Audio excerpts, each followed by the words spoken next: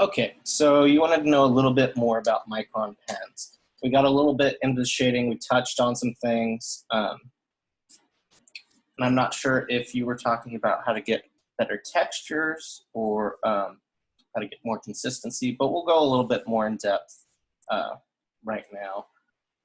So the goal with the Microns is a little bit different than the ballpoint.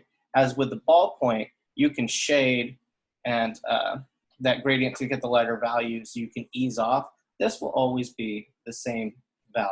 This is always going to be black. How we change the values with the Microns is by adding darkness, and how we show lightness is showing the space between those things. So I have a few things set up here. I'm going to go with my pencil.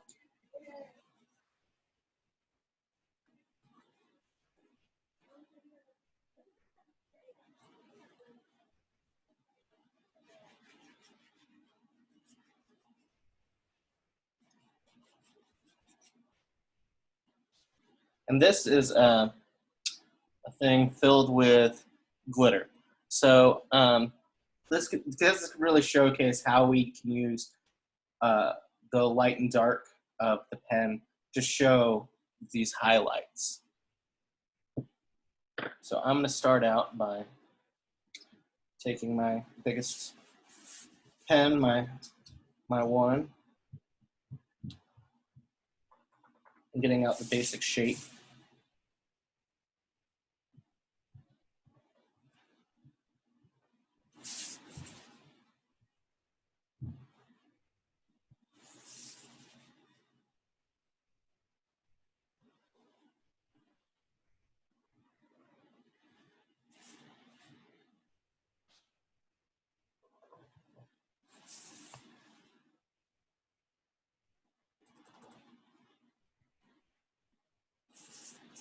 And then I'm going to get a smaller pen. Since this is an outline that needs to be as heavy, I'm going to come in here. I'm going to have those far apart, then make them get close together where the shadow is. And then where it's the darkest, I'm going to come in here again, bring in a little bit of stippling, and it's a rounded curve and has a highlight that comes up. So I'm going to get the form of the object, I'm going to go around that and do like the stippling in alternating patterns. So this spot is going to be darker, this is lighter, so it's giving us the form and shape of the object there. So I'm going to do this cap first before we get into the texture of the glitter. So up top here, I'm going to plot it out.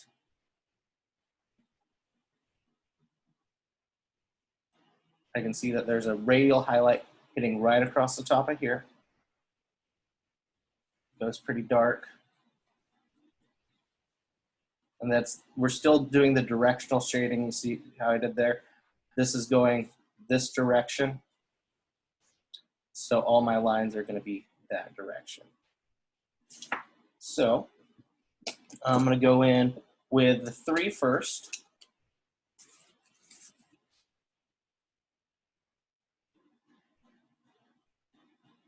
And put in my lighter values. And see, it doesn't really matter getting it perfectly straight on that line right now because we're going to come and fill in and straighten with this right here. And even if we weren't, we could take that white ink and go right across that line there. So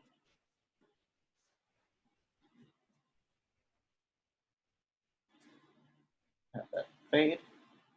I'm going to take this and straighten it up to a certain point. Then I'm going to show, because it's dissipating, I'm going to keep those lines that I have right there. It's darker in this area, so I'm going to keep on going. But see, there's more than these 3 values. There's more than the white of the paper. There's more than this black is black, and there's more than that 3. So what I'm going to do is I'm going to come in here, going an alternate direction, but still Since light is hitting going this way, we're going to go right on top.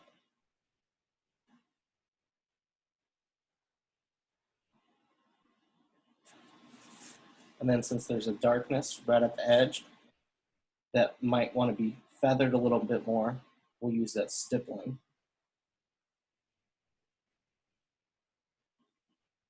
And we can use that stippling in the darker areas because it's also reflective and we see some things happening. So we can also put some organic lines to show little darker things. Stipple out. All right, that leads us to this part. There's a little highlight right there. But for the most part, it is one value straight down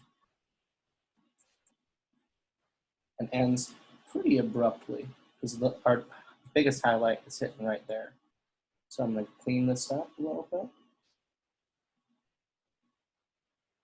See, I'm not going down here because it is lighter down there. And then right on the other side, instead of going down, I want to show that that's a sphere as well.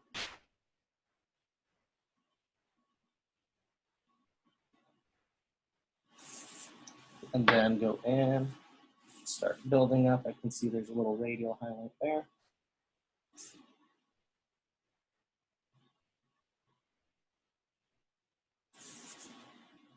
And make that fade out. Use it like that. And we can leave that like that if we want it to go like a gradient, but I like it nice and clean. You don't have to. So this leads us to our glitter, our texture. How do we do this? So with our pens, we're going to pick out what's closest to us. So it's actually shifted in there. We might actually draw this out with pencil first. Inside is this mountain of glitter, and it's actually taking up the whole thing, but this area is a little darker.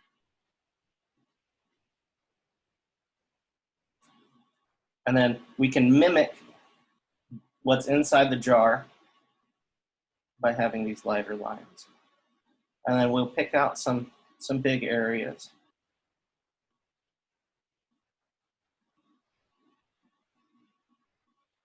But also we can mimic texture just the same. This is still this. This is a translation.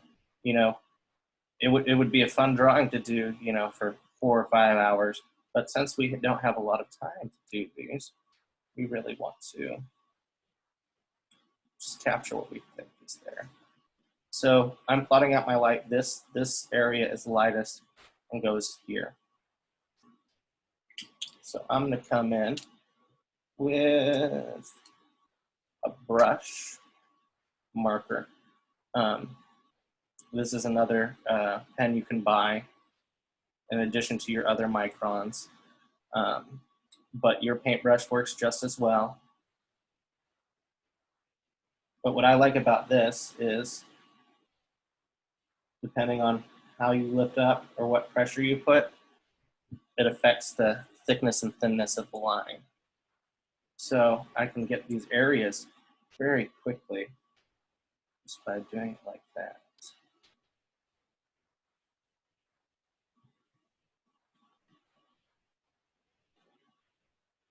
Organic.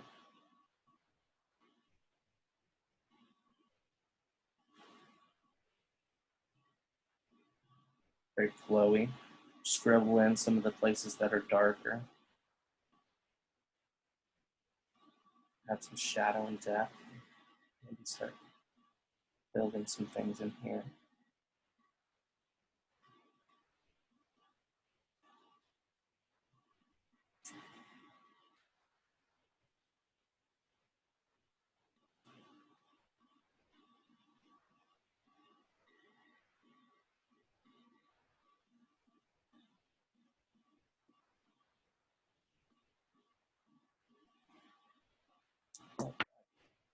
And then we have all the little pieces of glitter and all the big pieces of glitter. So I'm going to map out my bigger one right now. And then what I'm going to do, I can see there's this highlight that hits the glitter on the inside. I'm not going to make it a straight line. I'm going to have some of this organic parts in it so you can tell where it's hitting the glitter. But we're going to fill in large swaths, doing these rounding circular motions. So it's like the light is hitting these tiny little pieces and you're seeing those bright pieces of light. And we're going around and accenting those more organic expressive lines we were making.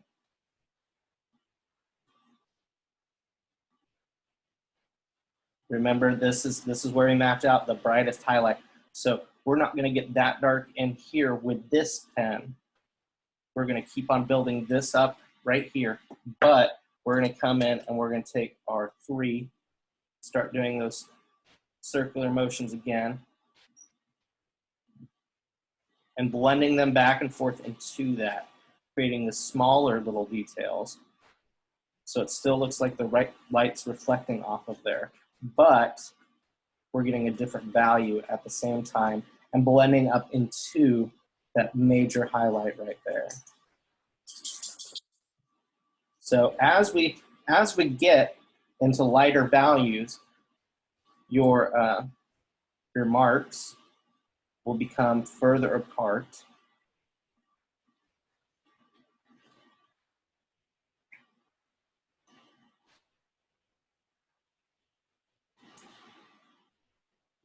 Just like that.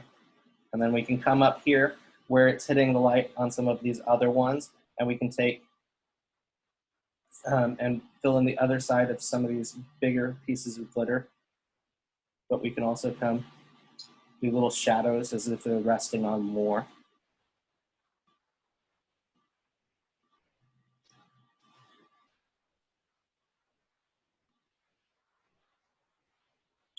And then over here, we can add some other cross hatching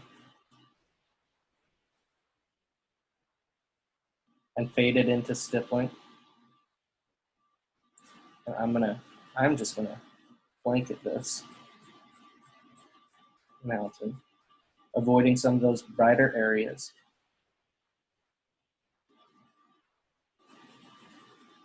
And leaving room for the highlights and the form of the bottle.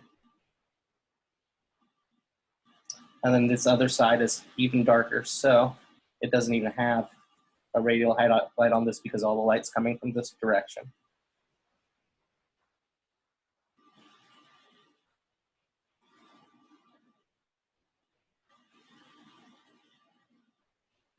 I'm getting that value right there.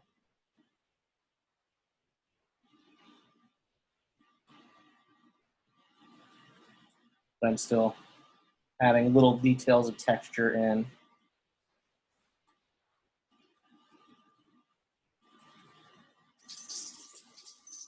We have the basic form of the bottle. And we could do this forever and ever and ever. And then of course we could come back in with our India ink. But let's erase it and see how it looks.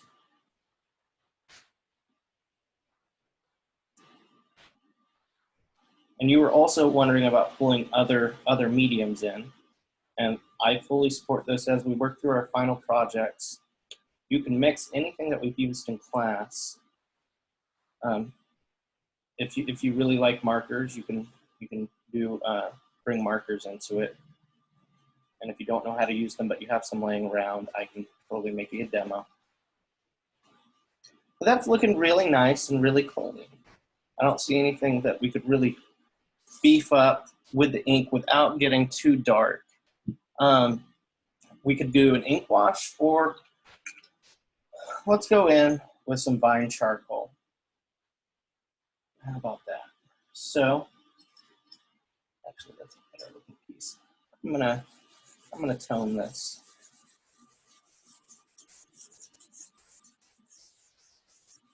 Tone this bottle. So now, to get additional values, we either go in with the charcoal, start working in, and we can see that beautiful line work underneath. And we're building more and more values off that, and that kind of feeds off a gradient pattern.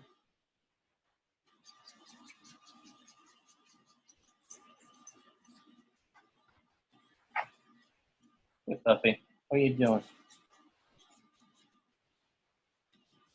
This is our new puppy, Maddie. She's very curious, and she is like 1 year old. Okay, so to beef this up some more, we can draw in with our erasers like we did a few weeks ago.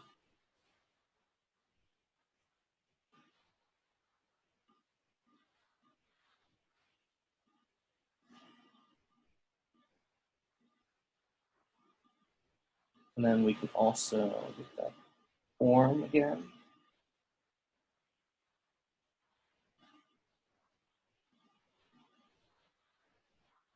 As well as hitting some of the glitter inside of here.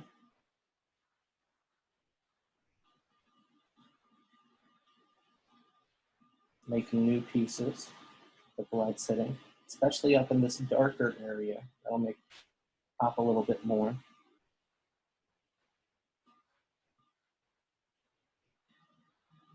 Then I'm going to bring in the pink eraser, get those a little brighter.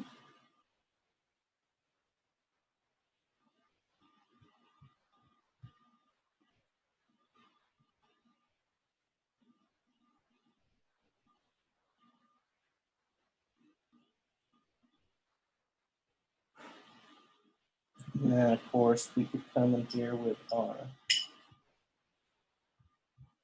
compressed charcoal, get a little darker. And this is a little darker than our pen here. So we can hit those super dark spots. Give ourselves a shadow, which anchors us. Make sure our object isn't floating in space.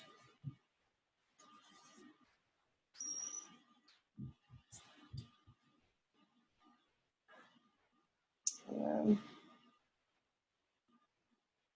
make this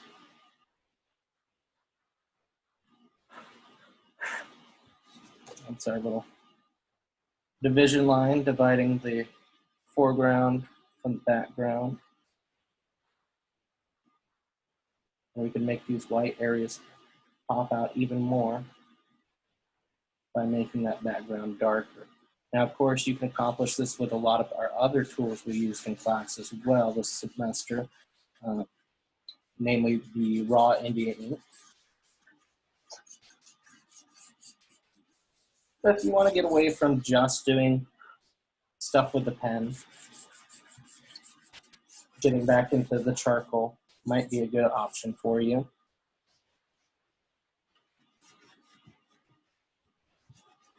So that it just looks really, really nice. And now we have a gigantic range, and I didn't think to bring any India ink over here, but we could beef up these parts and make them really bright to contrast with this background. So I hope that answered your question as what you were looking for. If not, email me and we can try again. But thank you so much for asking and participating, and we'll see you later.